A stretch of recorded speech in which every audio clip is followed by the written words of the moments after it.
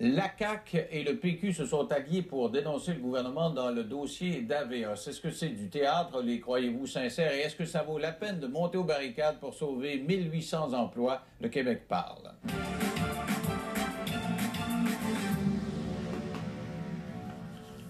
Une alliance sans précédent entre la CAQ et le Parti québécois. Alors, ça fait drôle de les voir sur la même tribune qui disent la même chose. Habituellement, ils passent un après l'autre et ils disent le contraire. Mais cette fois, ils travaillent main dans la main pour dénoncer le gouvernement Couillard qui, vous avez vu ça au cours des derniers jours, a mis sur la glace les procédures judiciaires contre Air Canada. Parce que Air Canada avait 1800 employés dans une firme qui s'appelait Aveos qui faisait l'entretien de ses avions. On a tout fermé ça, mais en principe, on n'avait pas le droit de faire ça parce que quand ça a été privatisé, Air Canada, dans les modalités, c'était entendu qu'on allait faire l'entretien ici au Canada. Or, le gouvernement avait décidé de poursuivre les autorités d'Air Canada, en fait Air Canada. Et il y avait eu des gains dans les premières instances. Ça se présentait vraiment très bien. On était à peu près sûr de gagner, puis d'obliger Air Canada à repartir un centre d'entretien avec les 1800 employés. Sauf que voilà que Bombardier lance sa C-Series et ça marche pas. On vend pas beaucoup.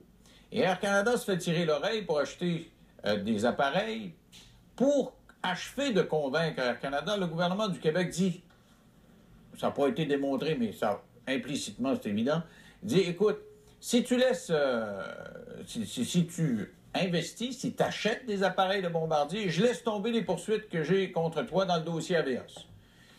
Et Air Canada, donc, a dit, correct, j'achète les appareils de Bombardier et je m'engage à les entretenir de façon diffuse dans les prochaines années au Québec. Et c'est pas très précis, cet engagement-là, on ne sait pas ce que c'est. Or, l'opposition dit, depuis 2 jours, et particulièrement ce matin, ça n'a pas de bon sens. Nous nous liguons pour dire, ça a été un échange de dupes, ça n'a pas de bon sens. Il fallait continuer de poursuivre. Qu'est-ce que vous pensez de cette alliance CAQ-PQ? Est-ce que c'est antinomique? Est-ce que c'est correct? Est-ce que c'est que du théâtre? Est-ce que ces gens-là sont sincères, puisque ce sont 2 partis d'opposition, en principe des adversaires? Pensez-vous que la cause vaille la peine? Est-ce que vous pensez que ces 1800 emplois-là sont perdus à vie ou s'il y a moyen de les gagner devant les tribunaux? Les numéros de téléphone, 1-844-370-3222, sans frais pour l'ensemble du Québec. Pour la région média de Montréal, 514-370-3222. On va aller voir ce que vous avez déjà écrit sur Facebook. Il y a Nicole qui a dit « Promesse électorale de Couillard, créer des emplois, à voir ce qu'il a fait avec Bombardier et ce qu'il ne fait pas avec Air Canada. Belle promesse. » Patrick, ce n'est pas le gouvernement Couillard qui gère le Québec, mais les multinationales. Marc, même des libéraux purs et durs sont découragés de la gestion Couillard dans cette affaire. J'espère que l'opposition pourra le faire reculer. Et Jean-Noël, scandaleux de donner des milliards à une entreprise qui congédie des milliers de travailleurs d'ici en plus de transférer des emplois à l'étranger. Parce que, faut-il le souligner, Bombardier, on l'a démontré au cours des dernières semaines, a délocalisé un certain nombre d'emplois ailleurs, particulièrement au Mexique, et Air Canada fait entretenir ses avions ailleurs qu'au Canada aussi. Alors, si c'est ça l'avenir économique du pays, wow! Alors, pour réfléchir à tout ça, pendant que j'installe mon ordinateur correctement, voilà, on accueille avec nous Jean Poirier, qui est ancien représentant du syndicat des employés d'AVEOS. Bonjour, M. Poirier. Bonjour, M. Lévesque. Étiez-vous content de voir la CAQ et le PQ ensemble ce matin? Croyez-vous à ça?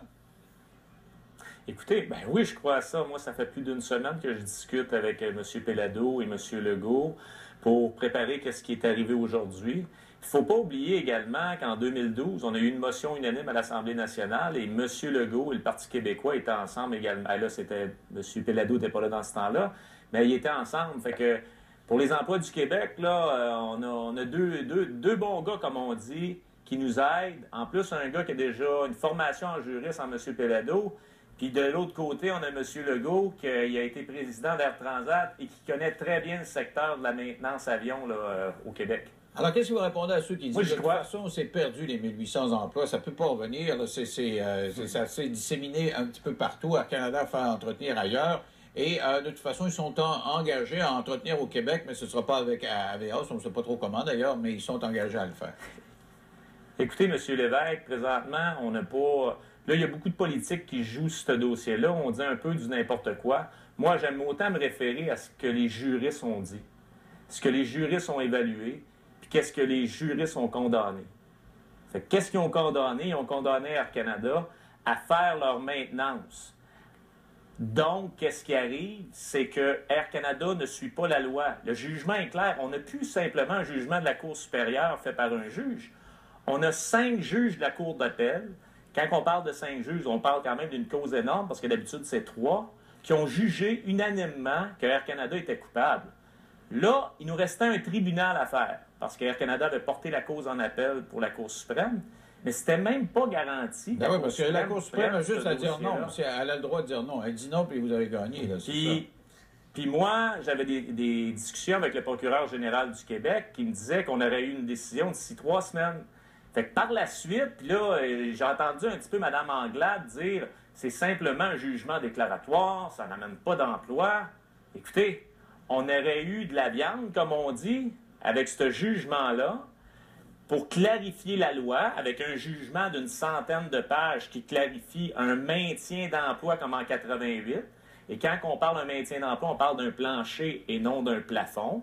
Donc, on parle de milliers d'emplois qui, dès maintenant, pourraient arriver au Québec et non pas dans 10 ans, comme dans la série C, puis le centre d'excellence qui...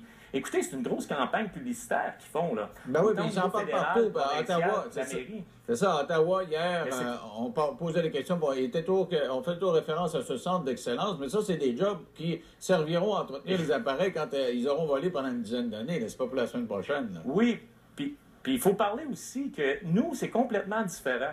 On est content qu'Air Canada, puis Air Canada, c'est son devoir d'acheter des avions ici. Voyons donc, c'est une compagnie nationale, là. C'est son devoir d'acheter ça ici.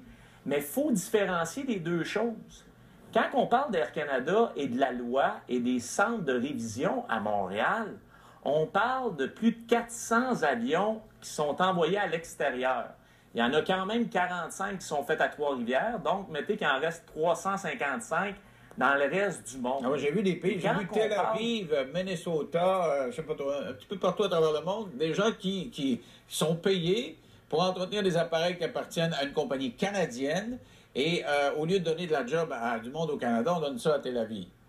C'est quand même assez spécial. Écoutez, je parlais avec un de vos confrères, Patrick Lagacé, puis lui, il m'en revenait tout le temps, puis il me disait « Jean, je comprends pas. » Il dit « Moi, j'étais sûr que c'était envoyé dans des pays en sous-développement. » Mais là, il dit « Quand tu me parles de Tel Aviv, puis tu me parles du Minnesota, là, il dit « C'est du monde qui sont payés comme nous autres. » Ben oui. Mais j'ai dit ça, là, l'affaire qui arrive, là, j'ai dit « Ça, c'est comme en politique. » J'ai dit « Il y a des petites cliques. » Bien, dans le monde de l'aviation, ces grands gestionnaires-là, qui sont donc gestionnaires d'Air Canada, gestionnaires de United Airlines, le réseau Star Alliance, bien, ils se font tous des petits cadeaux, puis on envoie tout l'ouvrage un peu à l'extérieur. Puis un de ces petits cadeaux-là, bien, c'est de savoir débarrasser des centres de révision. Moi, écoutez, j'ai été là-dedans, ça fait 8 ans. J'ai été un employé d'Air Canada, j'ai tout vécu là, je suis ce dossier-là depuis 8 ans. Puis je peux vous dire, c'est... Moi, je pense aujourd'hui, là, on a beau parler, là, puis on est là, puis on parle de loi, puis comme action de gouvernement, là. Moi, je vais en revenir aux 3000 familles, là. Ça fait 4 ans qu'on se bat là-dessus, là. Ça fait 4 ans qu'ils attendent, puis que, tu sais, je veux dire, c'est tout le temps un encouragement. C'est un encouragement d'attendre le jugement, puis quand on gagne, mais, tu sais, moi, on se parlait, puis on se disait, il nous reste un petit pas à faire. Puis après ça, justice va être rendue. Mais cette justice-là, là, ils viennent de nous le couper totalement. C'est ça qui vient de se passer. Mais vous ne pouvez pas prendre la poursuite vous-même, le syndicat. Vous avez vraiment besoin du gouvernement pour ça. Là. Vous ne pouvez pas continuer à être dépositaire, à porter le ballon. En passant là, oubliez le syndicat. Là, le syndicat, dans le temps, on signait une transition. Là, puis après ça, ils sont allés perdre à Toronto. Okay. Là, fait qu'on ne parlera pas de syndicat. On va parler de la nouvelle association qu'on a formée hier.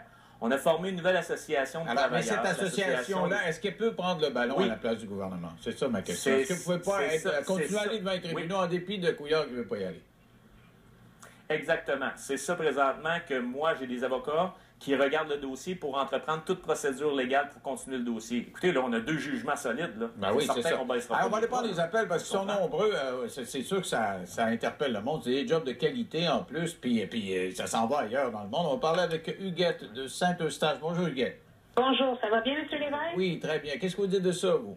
Ben moi, je félicite Jean Poirier qui nous a pas laissé tomber. Merci, Jean. Je te remercie sincèrement du fond du cœur.